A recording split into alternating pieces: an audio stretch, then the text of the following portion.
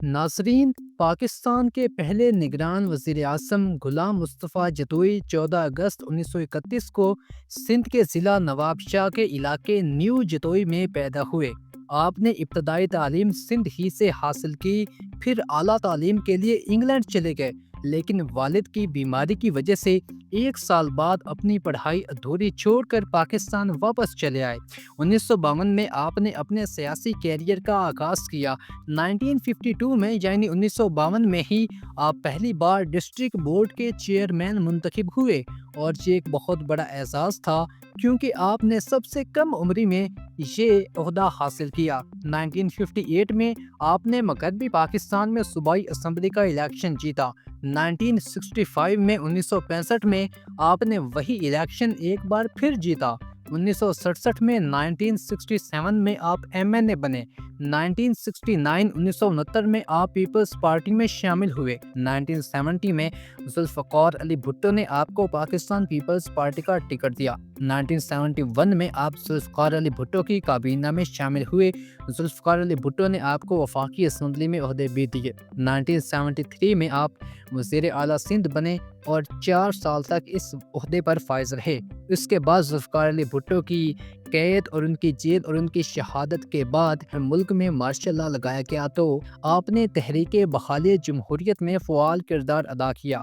اسی کردار ادا کرنے کی وجہ سے 1983 اور 1985 میں آپ 2 بار گرفتار ہوئے۔ 1986 میں آپ کے بینظیر بھٹو کے ساتھ اختلافات ہو گئے۔ انہی اختلافات کی بنا پر آپ نے پیپلز پارٹی چھوڑ دی اور ایک نئی پارٹی نیشنل پیپلز پارٹی کی بنیاد رکھی۔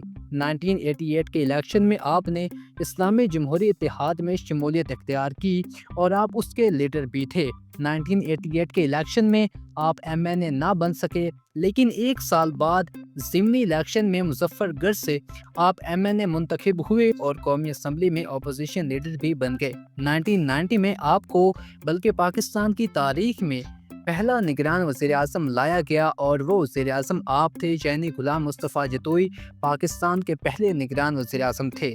1990 کے الیکشن میں آپ الیکشن تو جیت گئے، لیکن آئی جی آئی کے لاڈلے اس وقت نواز شریف تھے، تو آئی جی آئی نے نواز شریف کو وزیر اعلیٰ پنجاب کی سیٹ سے پاکستان کا وزیر اعظم بنا دیا، اور غلام مصطفیٰ جتوئی بس ہاتھ ملتے رہ گئے۔ 1993 میں غلام مصطفیٰ جتوئی جو پہلے پیپلز پارٹی میں تھے اس کے خلاف ہوئے اور آئی جی آئی میں شامل ہوئے تھے۔ اب نواز شریف کی حکومت کے خلاف اپوزیشن یعنی پاکستان پیپلز پارٹی کا ساتھ دے رہے تھے۔ 1993 کے الیکشن میں آپ ایم این اے بنے۔ 1997 کے الیکشن میں بھی آپ ایم این اے بنے، اور 2002 کے الیکشن میں آپ نے حصہ نہیں لیا۔ 2008 کے الیکشنز میں بھی آپ نے حصہ نہیں لیا، اور 2009 میں 20 نومبر کو آپ 78 سال کی عمر میں انگلینڈ میں انتقال کر گئے، اور آپ کو سندھ میں نیو جتوئی میں ہی دفن کیا گیا۔